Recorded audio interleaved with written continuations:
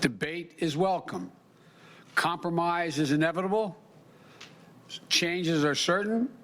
In the next few weeks, the Vice President and I will be meeting with Republicans and Democrats to hear from everyone. And we'll be listening. We'll be open to good ideas and good faith negotiations. President Biden there trying to reach across the aisle to cut a deal on his massive $2 trillion plus infrastructure proposal. Now, nearly 100 years ago, the country was also dealing with a huge financial crisis, the Depression. It had a president who came into office with big plans, looking for support from both parties to try to get the American public back to work. That man, of course, was President Franklin Delano Roosevelt. Now, before the break, we spoke about the New Deal itself with FDR scholar and author, Professor David Woolner. In this segment, the professor and I, we're going to take a look at the politics involved both then and now. It was funny. I read a quote from FDR, the equivalent of go big or go home in terms of the scope of the federal relief. And he said, better the occasional faults of a government that lives in a spirit of charity than the consistent omissions of a government frozen in the ice of its own indifference. Did he also have to compromise? As you said, he may have had majorities in both chambers, but he also had Southern Democrats, the equivalent of some of the Republicans now. Did he get everything he wanted, or did he have to also compromise in the margins?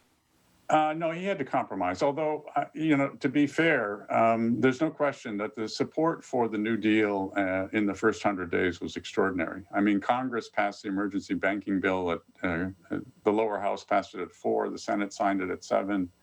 Roosevelt signed it at 8 o'clock the same day. They didn't even have copies to pass out. They read the bill out loud in the House chamber. So, we were in the midst of an unprecedented economic crisis, and there was a great deal of support for what Roosevelt called action and action now.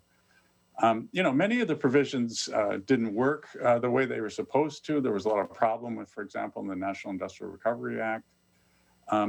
But people were of a frame of mind, and this included, by the way, a good share of the business community in those early years, that the government really needed to step in. And there was a good deal of support for the banking reform. There was a good deal of support for institutions like Homeowners Loan Corporation, which refinanced 20% of all the urban mortgages in the United States within a few years, and didn't cost the U.S. taxpayer, by the way, a single dollar. So, there was a sense that we had to act. Roosevelt's line that drew the most applause, actually, in his first inaugural address was, "This nation is calling for action and action now." And that's what people wanted to see. They wanted to see the government move and to see the government act. To that end, David, obviously Biden's made a point to say that the corporate tax rate's got to go up, the wealthy have to pay their fair share, et cetera. And I know that Roosevelt, I may butcher the quote here, but he said, "I welcome the enmity of, I think, the money changers," or something along those lines. He thought it was good politics to make it a point to say, if you guys are really struggling right now, keeping the lights on and putting food on the table, the 1% here, they're not hurting like you are. It's time that, we all pull in the same direction. That was conscious. He didn't mind that fight. He welcomed it. He welcomed that fight. He said, nothing I love so much as a good fight. And he also said against, again, speaking of what he called the economic royalists, the people at the top 1% who owned far too much wealth, and there was tremendous disparity between incomes of the wealthy and the poor in the United States at that time, as there is sadly today. He said, against economic tyranny such as this, the American citizen could only turn to the organized power of government. And I think, in the face of this pandemic, in the face of the economic devastation that it has wrought upon the country, there's a growing recognition in the country that we do need to turn to our government. The government has a responsibility to provide a basic level of social and economic security for all Americans, as well as what Roosevelt liked to call a democracy of opportunity for all Americans. And I think that's President Biden's goal. That's what he wants to do. And if he's successful in this, he will have changed the paradigm. There's no question in my mind that what Roosevelt did through the New Deal, and he did have to compromise, I should have said that earlier, on many pieces of legislation, and he didn't get everything he wanted. But essentially, he transformed the relationship between the American people and their government. No longer would they accept the idea that, you could have 40 or 50% of people unemployed in the cities of Detroit or Chicago, or people living destitute in their old age, or destitute because they lost their job through no fault of their own. There are terrible alternatives, as President Biden is now again reminding us around the world.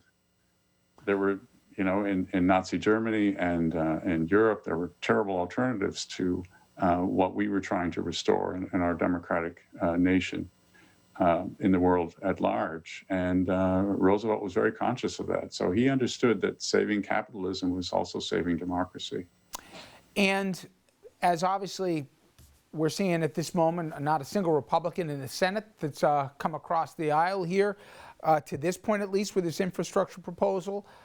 If they look at history, will they see that FDR was proven right, not just getting us out of the Depression, which everybody knows, and programs that still survive to this day, but politically as well, at the ballot box? Did this prove popular, and did the opinion of government change, and also the opinion of this idea, that everybody's not in it just for themselves, that there's a community?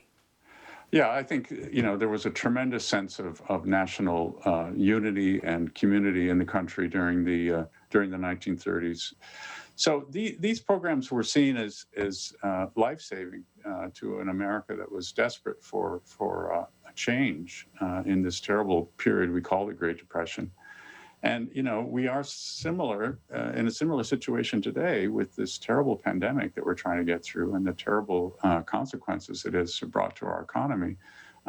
People understand that we need government to be there for us in times of great crisis like this. And I think that's exactly what President Biden is trying to do. And I was even looking finally, David, at the 3 R's: relief, recovery, reform, that FDR was doing. Relief, we've seen the stimulus, recovery, what we're talking about right now with infrastructure and reform, whether it be voting changes or et cetera in this country. You don't have to be a historian to see some of the parallels with both the moment and the ambitions, but I always appreciate you giving us a few minutes. David, thank you very much. Thank you, Richard.